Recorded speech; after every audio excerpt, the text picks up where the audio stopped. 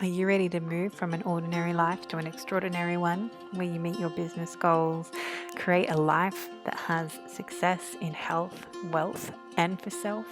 Then come and join us for our retreat in Byron Bay, Australia at the end of July, start of August 2025, and come and rediscover who you really are. More details can be found at willowhealing.org. Welcome to Willow Healing Matters, the podcast. We are so excited to have you joining us on this journey where we explore different ways to empower your soul, whether it's healing in your kitchen or all the way up in the corporate world. Come with us as we look into different ways to heal your mind, body, and soul.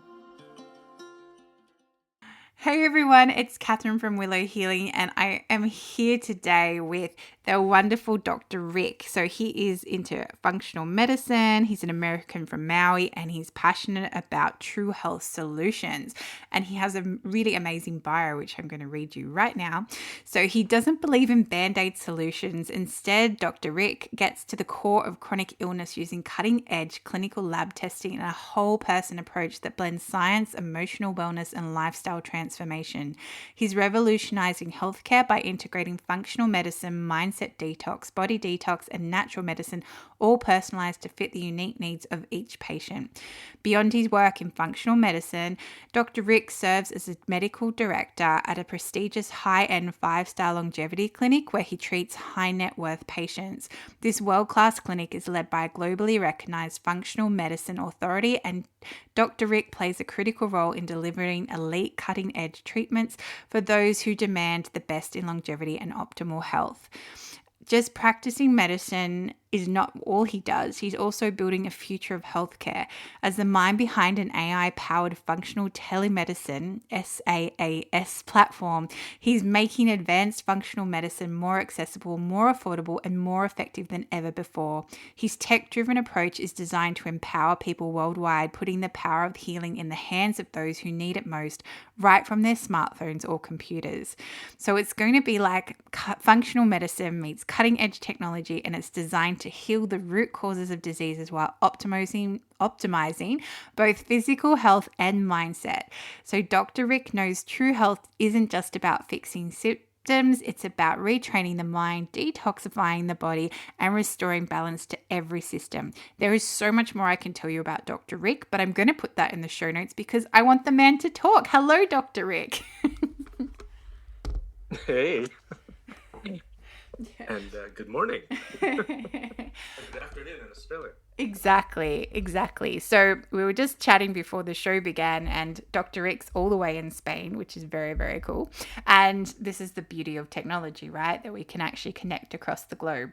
So to our listeners who aren't sure what I'm spouting about when I talk about functional medicine, did you want to give some insight into that?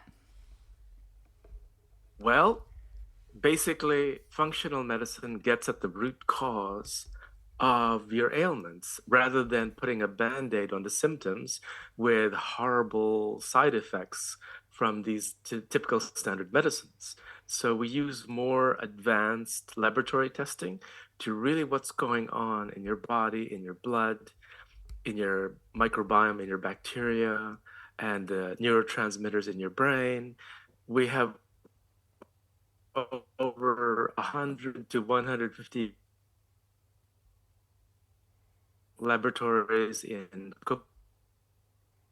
as and what's nice is that they ship globally, so no matter where you are, you can have access to these same advanced testing, and we get your results in a couple of weeks, and we go from there, and we basically not focus on the disease itself, your ailments, but we actually focus on you as an entire being, your mindset, your epigenetic factors, your lifestyle, the foods that you prepare, the foods that you eat, everything about you. We spend like an hour to 2 hours interviewing you and getting to know you and your whole person, really. So yeah, the root cause of your ailments. Yeah, and I think a lot of people, we were talking about just before we started recording, a lot of people are becoming curious about things outside the typical Western medicine approach. And I still remember when I was at university, we got taught that the Western medicine is a symptoms based model where only the symptoms are treated. There's not really this emphasis to look for the cause or the root, the root of it really. And that tends to be what's missing when working with patients. It's even worse than that. Back in the 20s or the early 1900s, there were two groups of doctors. There were the empirics versus the allopaths. The allopaths believe in coming up with chemical-based medicines that can be patentable and profitable. And so the monies, the powers that be at the time, they said, oh, let's invest in the one that makes a lot of money, patentable things. And the ones that believe in natural medicine, which were the empirics, they believed in nature, helping you to heal, they were dubbed quacks. And that's where the term quack came about. And so from then on, from the early 1900s, they've only been funding the medical schools that promote this patentable, profit-driven machine model ever since. And so our books, the curriculum in medical school, we're not even taught good nutrition. We're taught really shitty nutrition and only one semester, really, of really bad nutrition. And the rest were just promoted as salespeople of drug companies, drug products, or medical devices. That's really it, which is very sad. But we're also telling the patients, don't do anything. I'll take care of your health fully. You don't need to do anything. We'll give you the magic pills. And unfortunately, that's been the case. And that's why cancers, autoimmune diseases are skyrocketing now. Because despite the billions that they spend, it's all about profit. Sadly to say. It is very much becoming about that, and it's so interesting because I worked with a lot of children, and instead of looking at the underlying cause to why they might be lashing out or why their attention isn't great, and often it's to do with diet, right? The first solution is to put them on medication. Yes. And the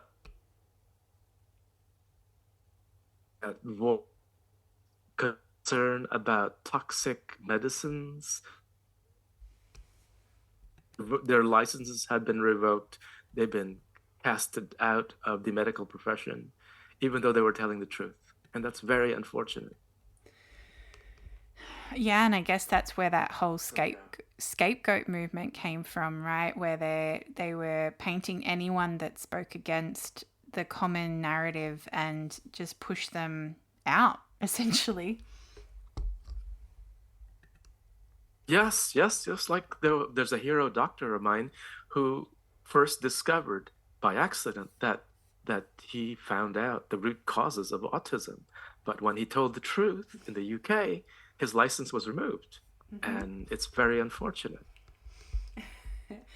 It's so funny you brought that up because it keeps coming up, and a lot of my caseload in allied health was kids on the spectrum. And it's funny because when I started my career over 16 years ago, I had one or two on my caseload, and and to the point now it's like 90 to 95% instead of that small 10%. And I just kept questioning, how have these rates changed so much? And then we got the narrative of, oh, it's been diagnosed more now. And I'm like, I don't know if I fully agree with that, because then where are all these adults, in society walking around with these apparently not being diagnosed? Yeah, and it's getting worse. Yes. And they're not doing anything about it to correct it, you know? And it's all about, in the end, sad to say, money. Like for example, in the States, back 30 years ago, 40 years ago, the vaccine protocol was you only received about 15 shots for the first 10 years of a child's life. Now in America, it's over 80, 80 shots. And of course, the autism has dramatically increased. Yeah. So what does that tell you? You know? And then ever since the world was turned upside down in 2020, and now we're starting to see the real horrible side effects of turbo cancers, stroke, heart attacks at a very, very young age, and women with breast cancer, advanced breast cancer at a very young age. They're skipping stage one. They're going all the way to stage three and stage four breast cancer. Yeah. So Which yeah, is really scary, and I guess this is where you can come in now. And when people start to look in with alternative, forms of health, this is where I guess this is where you've been driven, right, to create this AI doctor's assistant program. yes, yes. What it is it's basically a hub where doctors who are fed up with the old system can join, and with the power of AI, they will actually have the ability to treat more patients because the AI will act like an assistant to them. They can actually look like them as well. And it will analyze their laboratory reports, will give them recommendations. If they cannot afford the one-to-one live consultation, the AI can do this part so the doctor can be unburdened with an overload of patients. But at the same time, anybody who wants better health can have access to consistent, constant guidance with the AI assistant and the system, and they can order these advanced testing. They can order more healthy plant-based medicines that don't have adverse reactions, but actually help your body to heal. So it's never heard of before, really.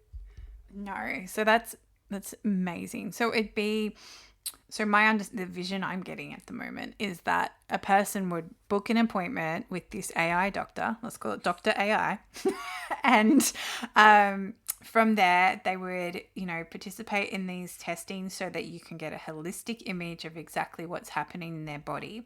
And then from there, you can get that feedback. And I'm guessing the AI will access a database to pull up Yes. what plants and medicines are appropriate. And then would a doctor look over that just to double check it? Or would it be a Yes. trusting? Yeah. Yes. Yes, we would double check the results and what it's saying Yeah. just to make sure it's telling the right things. And functional medicine is actually, it didn't happen just yesterday. What it is um, in the 80s, some doctors from Harvard, for example, started integrating lifestyle changes, nutrition changes, yoga, meditation, healing foods, and it was unheard of before because we were never taught this in medical school. But then a famous doctor, for example, Andrew Weil from Harvard, he started doing yoga, meditation. He started becoming focusing on vegetarian diets, unprocessed foods, but more natural foods. And that was unheard of. I've never even heard of it when I went through training. So it was quite nice to see somebody really looking in a really looking like a healthy person. Because doctors, a lot of them, they look out of shape. Their Yes. hair is falling out, they're overweight, stressed, and they're not the model of health, and they should be the role model of good health, but they're not. So he was the first one. And then you have people who connected with the mind and body, like Deepak Chopra, who really concentrated on your spiritual well-being. And then you have other famous doctors like Dr. Mark Hyman, who established what is now functional medicine. They called it integrative medicine before functional medicine. And basically, functional medicine is just a higher level, more modern version of integrative medicine, where we do more advanced testing and more healthy healing medicines, and also lifestyle changes, and also protocols to help detox your body. Because wherever you can pinch fat on your bum, on your belly, that's where the stored toxins are. And you want to get rid of those stored toxins as a number one way of healing yourself. Because when you feel the pinch of the cellulite, you're not only pinching cellulite, but you're actually pinching years upon years of accumulated toxins stored in there in your fat cells. And so they're basically poisoning you every day. So yeah, from the fast food, from the McDonald's, that's accumulated in your body, to medicines that are not healthy for you, they stay in there. So as long as you have the cellulite, so this is why intermittent fasting is so important as well. A ketogenic diet is very important because carbohydrates produce more and more inflammation. So you want to get rid of that as well. Good healthy meats, good healthy vegetables, and a healthy lifestyle, and healing the trauma in you is so important because you cannot heal the body until you heal the mind, because the mind is so powerful. It's your central being is what it is, really. Your mindset, your emotion. Yeah, and Yeah. it's funny because my coach says you can't heal a body that you don't love. Because if you don't accept all those parts of you and just love the flaws and love the things, then how are you going to change it? Because you're always going to see it as an issue rather than something you can shift and change. Absolutely. And the aha moment for me came years ago when there was a woman, an Australian woman scientist, and she won the Nobel Prize back in 2009. Her name was Elizabeth Blackburn, and now she teaches in San Diego, California. And she actually proved that your emotions actually control how your chromosomes are being manufactured. And the more stressed you are, she did an experiment with ladies who had special needs kids. And that's very, very stressful when you have a Yeah. child who has special needs. And so what she discovered is that by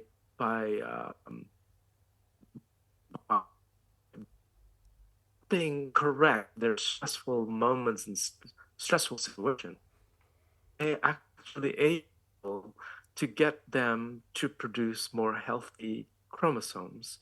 That because when you break your chromosomes, that's when DNA is broken. That's when radicals are created, destroying the DNA and making precancerous states and pre-disease states. Yeah. So she proved this. I said, "Wow, that's fantastic." Yeah. And that's why I've been focusing on epigenetics, the emotion, the family situation, the environment at the office, you know, how you live, how you eat, how you play, how you love each other. It's so important. And And your it, community support. Yeah. Yeah. And it's so funny you say that because I energetically work with people on their epigenetics where I look at their DNA and see what's stopping it from actually functioning at its highest level. And 90% of the time, it is to do with trauma, emotional bondage, family, ancestral things that have been passed through lines. And it's about working with the client to remove that themselves and just guiding them through that. Because if you don't remove that underlying cause, then anything that's been expressed because of that trauma is never going to fully shift. No, no. And as long as you keep the skeletons in your closet, in your Yes. subconscious, it'll always harm you. For example, right? I went through a horrible divorce where I was trying to always uplift my ex, uplift people around me, including her, because she struggled with trauma. She struggled with weight gain. She was gaining weight because of the trauma that she endured as a child with her father, who was very dictatorial. But she never got over that. And so as a result, that affected our marriage. It affected our son. And I wanted out of the marriage because I realized that she didn't want to help herself. Even though I gave her lots of advice, lots of guidance and support, it was doing no good. So I realized that in order to preserve my sanity, I had to leave. Yeah. And what I wanted was to keep on being a good dad that I was with my son. But her mindset was about revenge and punishing me for leaving the marriage. And so she took it out on me, she took it out on my son. And as a result, it was the worst thing I've ever endured my whole life because I love my son so much and I wanted him to have a good father, a supportive father by Yeah. his side. But she took that and she didn't care about him and his well-being. She just cared about revenge, Yeah. you know, so much so that she lied her ass off to the courts, to the police, and it was the most painful thing. Because you feel sad and you feel guilty for leaving because you once loved this person and you feel guilty for not being with your son every day. So that was on me. And on top of all that, she was punishing me, hurting me, telling outrageous lies. And I realized that, and my point is this, is that I I used to think bitterly about her, but when you think bitter thoughts, just those things alone, just the thought of thinking in a harsh way towards somebody else, those feelings actually create a chemical reaction in your mindset, in your body set that will help to, well, actually hurt you, actually poison you. So so I realized that there's a very good book by Robin Sharma called The Monk Who Sold His Ferrari or the 5 a.m. Club. And it's fantastic how he says, even the thoughts of somebody in a negative way, you're actually hurting yourself. You're actually poisoning yourself. And so I realized that, you have to forgive those who hurt you. And the act of forgiveness actually is healing you. Yeah. Yeah, and I guess too, this is where people confuse forgiveness with forgetting, and it's not about forgetting, it's about No. reclaiming your power from that situation. And really, when you can forgive and fully let it go and do it with that, it's that hopopono no no practice, right? It's like, I Right. forgive Yes, you. absolutely. Yeah, thank you. I Absolutely. forgive you. I love you. This is, Yeah. and I say as well, this is not mine. And I visualize putting all the crap back in a box and giving it Yeah. back to that person and just saying, thank you. Yeah. This is not mine. I send it to you with love. Yes, and I was a psychiatric resident for a couple of months, and after a couple of months, I said, "Oh God, this is not for me. This is not what I signed up for." Just there's a magic pill that cures all your emotional wounds. Hell no, No, hell no, no. no. Or you talking passively in a comfortable couch with somebody says yes, yes, yes. I don't agree with that either. you know, there's no other way. I'm sorry. But if you have emotional wounds, you have to go directly to it. You cannot run away from it like my ex did or tried to do. You have to deal with it directly. And one of the best ways that I've seen the best tools Yeah, is emotional freedom technique yeah, and neuro-linguistic programming. yeah, Journaling, yeah, writing down what you've experienced in your life and looking at the words that you actually wrote 1 year ago, 1 month ago, in a horrible situation. You get to see what you were thinking, and you get to analyze what the other person was reacting to you yeah, in that same situation. And then looking back, and I ask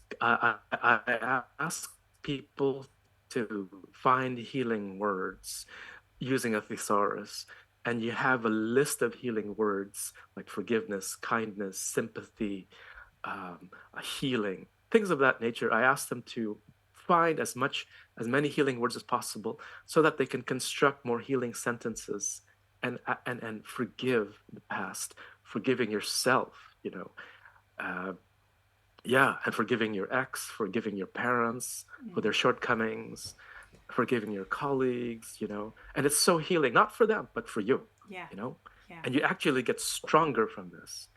And Agree. one of the books too that really helped me with my divorce was Tony Robbins, Awaken the Giant Within, that really started me on the road to healing.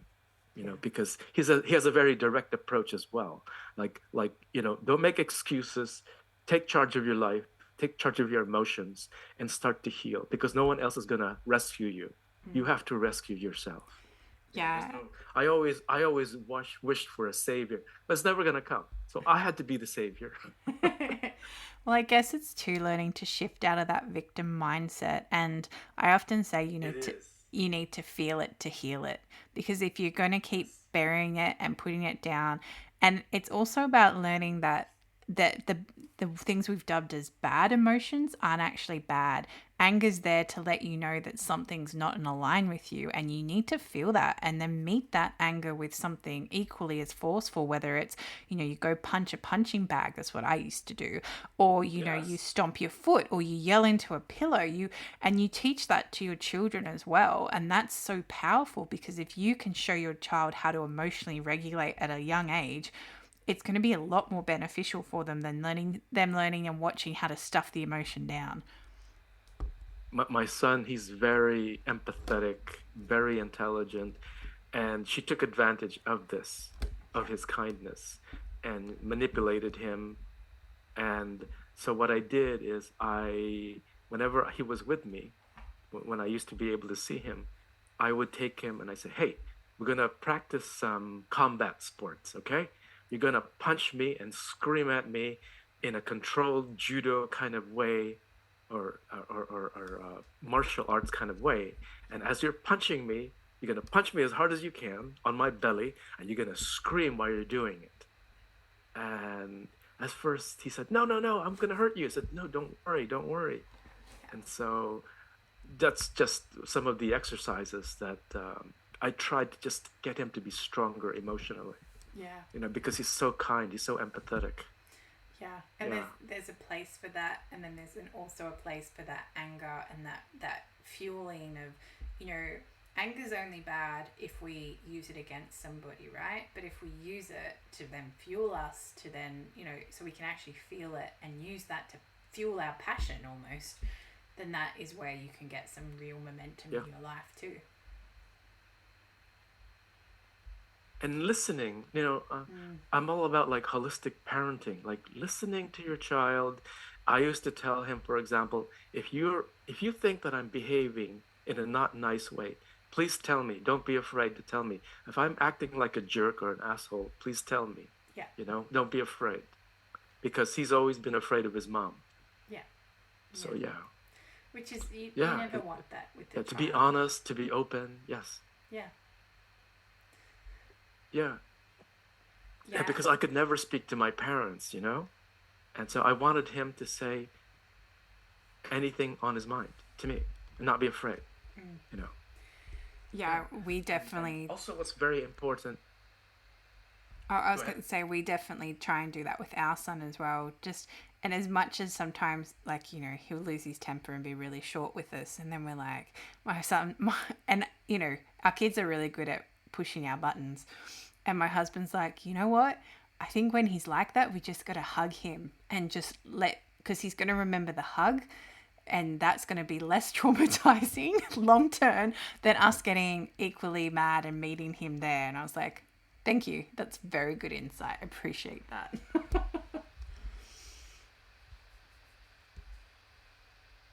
And I love kids. I never understood why people had so many kids. And then I had my first child, and I said, "Oh my God, this is amazing!"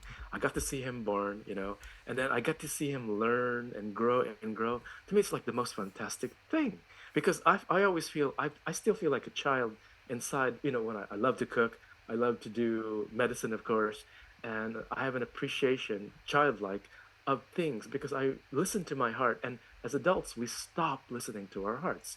You have got to reconnect with your heart and not worry about the politics, the expectations from others.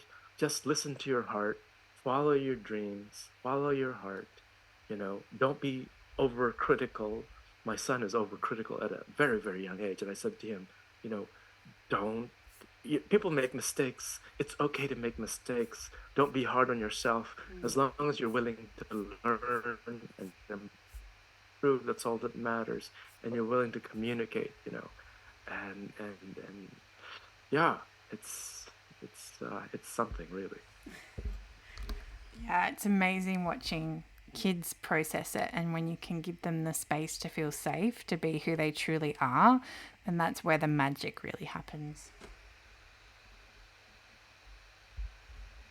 Yes, and now he's a teenager, and I said, you're probably interested in girls, and your hormones are raging. He said, yeah, yeah. So I started giving him uh, tutorials on hormones and sexuality and how to treat your girl, properly. And he asked me like, how do you make a girl like you? I said, well, after 2 hours of conversing back and forth, it was fun, really, and giving him some tips and yeah, because his hormones are raging basically. Yeah, I think we can all relate to some stage of that in our life, I think. Yeah, but we talked to our parents. It was very awkward, so we had to, yeah. Oh, I love it. All right. So as as we're finishing our time together, Dr. Rick, I ask everyone that comes on the show if there was something you could heal or change in the world, what would it be?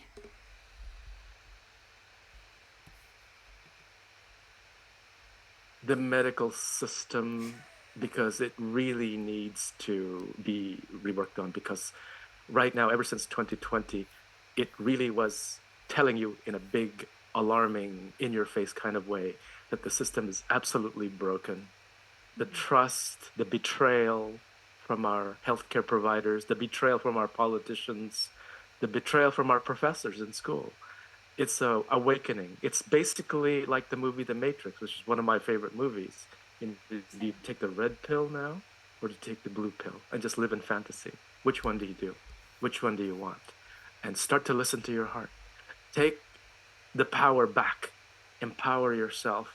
So basically, changing the system for a better system to where it's all about healing, not about dollars and profit, while sacrificing the health of people. That's what I would change, and that's what I'm changing right now. I feel like the Christopher Columbus here in Europe doing this. I love that. All right, Christopher Columbus. Where can they find you, Dr. Rick?